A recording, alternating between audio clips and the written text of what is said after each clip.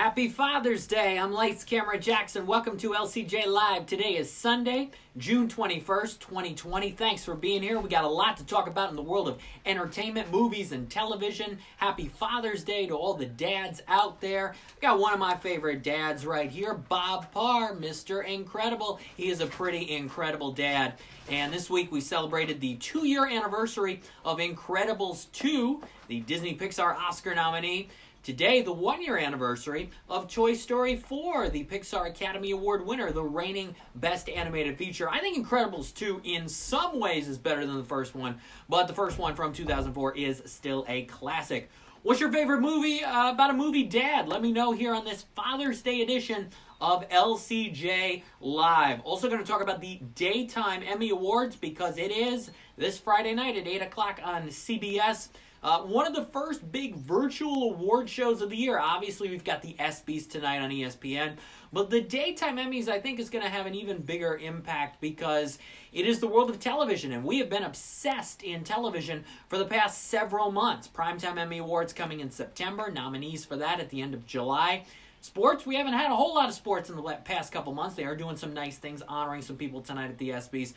But Daytime Emmys will be big. And the categories I like to focus on are the game show categories, because here's what's interesting about the game show categories this year. You got Alex Trebek, who won last year, could win again this year, going up against Steve Harvey, Pat Sajak, and Alfonso Ribeiro, who has never been nominated before. He's been doing Catch-21 for years for GSN Revival this year. Also, Wayne Brady for Let's Make a Deal. I think Alex Trebek will win, but you never know. Maybe Pat Sajak, he had a tough year as well. Maybe Sajak will win this year for game show host. As far as game show goes, could be Jeopardy. Huge year for Jeopardy. But the greatest of all time specials that were on ABC are not counted towards the Daytime Emmy Awards because they were not broadcast in daytime. But will the voters still give it to Jeopardy, or will they give it to a show like Price is Right, Family Feud, or a couple of Nickelodeon shows? That's right, Are You Smarter Than a Fifth Grader with John Cena and the Double Dare Revival are nominated for the game show Daytime Emmy as well. Could one of them stun the nation and win Outstanding Game Show? I'm banking on the two Jeopardies. You never know. Price is Right wins a lot, and Family Feud did win last year. So we will see Friday night with the Daytime Emmy Awards hosted by the Ladies of the Talk, 8 o'clock on CBS. I got a new episode of my What to Watch at Home series coming at you tomorrow. We preview the Daytime Emmys and more. A lot of movies opening up this week at home, in your at-home virtual theaters. I've seen several of them. I can talk about some of them in terms of my opinions on them. I cannot talk about all of them because I am embargoed. For example, I'm embargoed to give my opinions on Irresistible, the new Jon Stewart political comedy starring Steve Carell, until 5 o'clock on Monday. But I will say this. This is Jon Stewart's second movie. He's won 22 Emmy Awards. He has won 2 Grammy Awards. Is an Oscar in his future? I don't know about that. Okay, Wednesday, I can tell you my thoughts on Eurovision, which is this new musical comedy with Will Ferrell and Rachel McAdams, which comes out Friday on Netflix. It's about the Eurovision Song Contest. It's directed by the guy who did Wedding Crashers, David Dobkin. Graham Norton is in this movie. Graham Norton plays a commentator. He commentates for the Eurovision Song Contest. Boy, here's what I can say. If you're gonna cast Graham Norton in a movie, let Graham Norton do his Graham Norton thing. And another film, My Spy, which comes out on Amazon Prime Video this weekend, this Friday. I can tell you about that on Thursday, but I will say this. We have been waiting for this movie, at least some people have, for the last 14 months, because the first trailer for My Spy came out 14 months ago. Everybody thought it was going to be an STX movie that came out in theaters. It had a release date of August. It had a release date of January, March, and April, and now here we are finally on Prime Video. Is it worth the wait? You know, I'm always curious about movies that get delayed several times. There'll be a lot of those cases coming up. But, yeah, it might be different than what you'd expect. You watch the trailer and think one thing, and then you watch the movie and maybe you think another way. So that's about all I can say about these movies so far. What's up, Shane Mendez? Thanks for being here on this Father's Day edition of LCJ Live. Who's your favorite cinematic father movie, TV show? Let me know here on the comments. Here's some movies I can tell you about. Have you been watching some new stuff this weekend at home, like You Should Have Left with Kevin Bacon and Amanda Seyfried? I think it's a pretty good psychological thriller. Not amazing, but it has its moments. Saw film 7500, Joseph Gordon-Levitt, intense movie. That's on Amazon Prime Video, hour and a half, plain thriller. Boom, some intensity there for that. Watched a Netflix documentary called Spelling the Dream, which is about Indian Americans and their success rate for the spelling bee, the kids.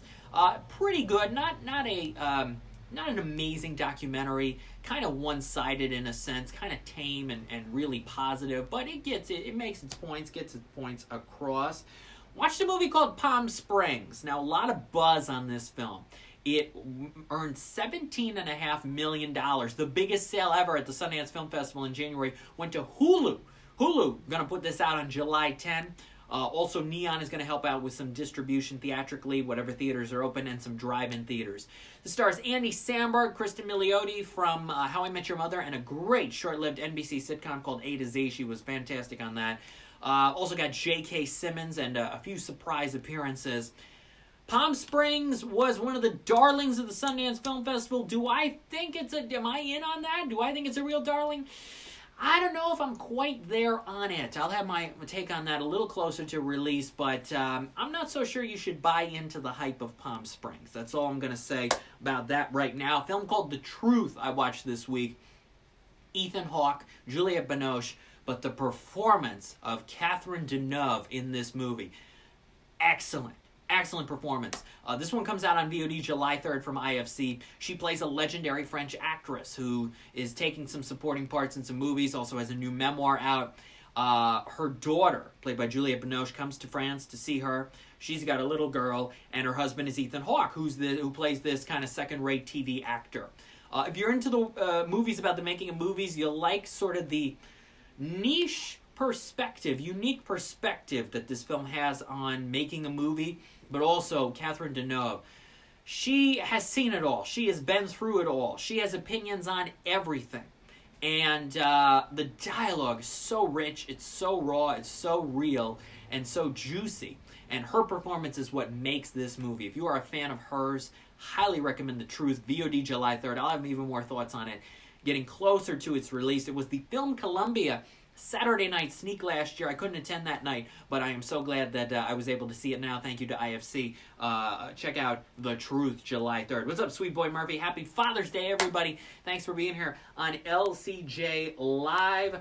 If you haven't seen my darling Vivian yet, please seek this out at a virtual cinema near you. This is absolutely one of the best films of the year, the best documentary of the year. It is about Vivian Liberto, the first wife of Johnny Cash, and her story as told by their 4 living daughters. They're the only people who say anything in this movie. They're the only people who the director, Matt Riddle Hoover, goes to for opinions and stories and details and thoughts and all of that. And it goes in chronological order, but it makes sense because the girls are growing up and certain things are happening. And it is quite a story that deserves to be celebrated. It's really interesting to hear how the daughters do not like Walk the Line. The 2005 Johnny Cash, June Carter movie, Reese Witherspoon won an Oscar, Joaquin Phoenix playing Johnny Cash, and how if the mother was still alive, Vivian was still alive, she would have hated Walk the Line. And maybe she passed away to not have to deal with Walk the Line. Again, that is crazy, but it's true. There's a lot of crazy but true things in My Darling Vivian. Check this out on a virtual cinema near you.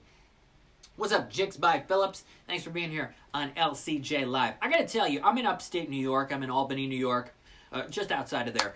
And with the drive-in theaters are doing really well. Hopefully the indoor theaters start opening up soon. But we have had the driest period of time over the last 7.5 weeks. The third driest in Albany and just outside of it ever since weather records were recorded. The driest 7-week period since May 1, since 1964 or something like that, and the third all time. We have hardly had any rain here. Every day I wake up and it's basically the same day.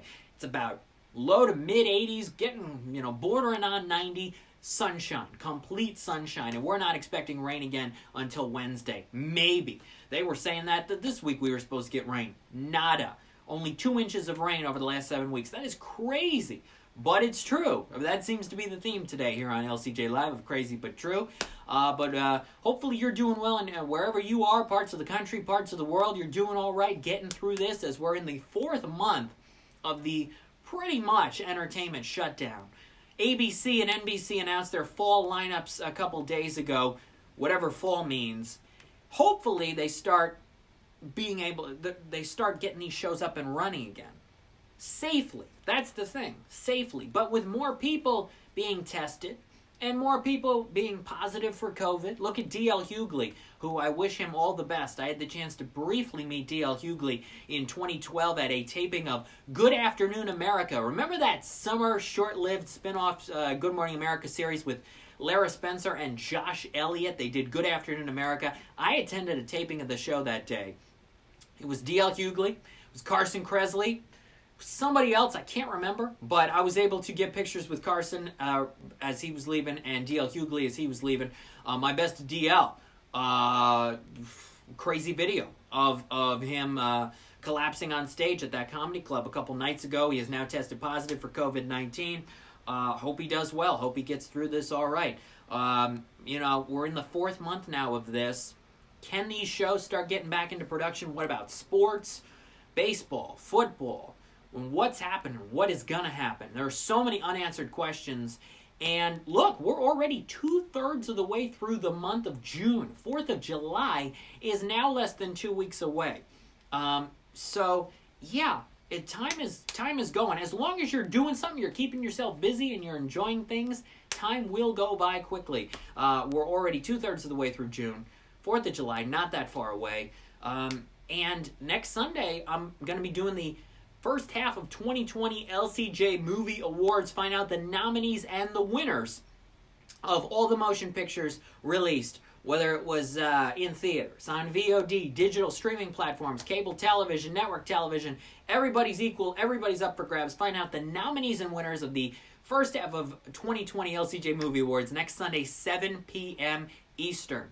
And as I talk about in What to Watch at Home, the Match Game episode that I attended last June airs next Sunday at 10 p.m. Eastern on ABC. We will get into more of that next Sunday here on LCJ Live. It was quite a day, and you will be able to see how it turns out along with me next Sunday, 10 o'clock on ABC. Hope you watch the Daytime Emmys this Friday. Should be a fun show. And there's a lot of movies. Again, for families, you got Jungle Beat the movie. And I got a new special little piece up for that at lights-camera-jackson.com. I interviewed the director, Brent Dawes, who also wrote it, created the Jungle Beat animated TV series. It's a G-rated animated film, fun and safe for the entire family. And that is a new option for you on VOD this weekend. A lot of the drive-ins are now waiting for the big new movies, whether it's Unhinged, the Russell Crowe film, or Mulan, or Tenet, or SpongeBob, or A Quiet Place, or Bill and Ted, whatever's coming out this summer, what's left. They're waiting for them. So right now, they're showing a lot of classic movies around the country. Jaws turned 45 yesterday, and one of the drive-ins I do the voiceovers for showed Jaws last night and has been showing it for the past couple days and now into the rest of this week. The Malta Drive-In had it last week. And I've been talking with the drive-in owners, and they've been saying, look, we're waiting for the new movies, but these old movies, these classic films work for us for 2 reasons. One, people are coming. People are lining up. People want to see these classic movies. They want to take the kids and experience the drive-in experience. And number 2, they don't have to pay the studios nearly as much of their intake. The money, the percentage, is significantly smaller than a new release. A studio like Disney takes 60 to 65% of the earnings of the drive-ins because Disney is greedy and they want money. But if you're showing these classic movies, Universal for Jaws and Jurassic Park says we only want 20%. So it's actually a benefit for these drive-ins to show these classic movies right now. Could they be showing some new movies, some more new movies? Yes, but it's actually working for this time period for the classic movies. How long can it last? That's the question. Can one of these new releases come to a drive-in very soon? We will have to see. Interstellar, says Shane Mendez, is a great movie, great dad. Matthew McConaughey, hey. When I met McConaughey at the Critics' Choice Awards, the year of Dallas Buyers Club, so that would have been January of 14, 11 months before the release of Interstellar, I asked McConaughey, hey, Regis and Kelly say Matthew McConaughey, hey, how'd they come up with that? And he was like, well, they couldn't pronounce my name. So to do that, we came up with hey. That's what they did to pronounce my name, okay. So that's what Matthew McConaughey, that's what he told me. Have you been back to a movie theater yet, says Bob Hall. No. Not to an indoor theater. No. I have not been to an indoor movie theater since March 12. Today is June 21. I don't anticipate being back at an indoor movie theater until at least Unhinged. Though I may get a screener of that, a digital link. We'll see if that studio wants to send out digital links to critics in advance. Then next on the list would be Mulan as of now, July 24. But I gotta tell you, my gut says Disney's gonna move Mulan no matter what. Because you'd think, with a month and 3 days to go, that a studio like Disney would want to promote the heck out of a movie. But we're not seeing that right now because it's such an unpredictable time frame right now. It's such an unpredictable time. I mean, do people still realize that Mulan is coming out July 24? I have not been seeing the ads. I have not been seeing the online ads. I don't know. I think Disney is very hesitant on marketing this film because they might have to pull the thing at the last second, and they don't want to go through this again. That's what they did in March. That's what they did on March 12th. They pulled Mulan. On that day, I went to see Bloodshot. I saw Bloodshot. I was one of 6 people in the theater. It was an awkward day. It was an awkward experience because everybody was sort of like, is this it? Is this the last time I'm going to a theater? And the answer was yes. I saw posters of movies in the theater, 3 films that one of them, Mulan, hadn't been released yet. Scoob went to VOD, and The Lovebirds went to Netflix. I took pictures of all 3 of those posters because everything was going to change. I saw trailers for Quiet Place Part 2, Fast and Furious 9, and something else. I forget which other movie, but I saw 3 movies that had gotten canceled or delayed or pulled that day at that screening. It was crazy. That showing of Bloodshot. It was like, what was it, 5 o'clock in the afternoon, I think, on Thursday, March 12th, and that was the last time I saw a movie in an indoor theater because they closed all the theaters about 4 days later. So it has been more than 3 months, going on 3.5. But again, I don't anticipate returning until there's something new. There will be some people, and some people already with theaters open in the country, who will go to an indoor theater to see a classic movie just because. I think you should take advantage of the drive-ins more to do that as of now. But because of this time frame and because of what we're waiting on, that's why I'm doing this Cinema Stories podcast. And a brand new episode of that drops Tuesday with my film critic colleague and friend Jason Black, who's in Oklahoma City. He's a member of the Critics' Choice Association, and we get into all kinds of stuff and the indoor movie-going experience. Favorite stories of that and what it's going to look like in the near future. New episode of the Cinema Stories podcast, Tuesday. Now, new LCJ Q&A podcast episode tomorrow with Mallory Walters, an animator on Frozen 2 and profiled in the brand new Disney Plus docuseries Into the Unknown, Making Frozen 2, which premieres this Friday on Disney Plus.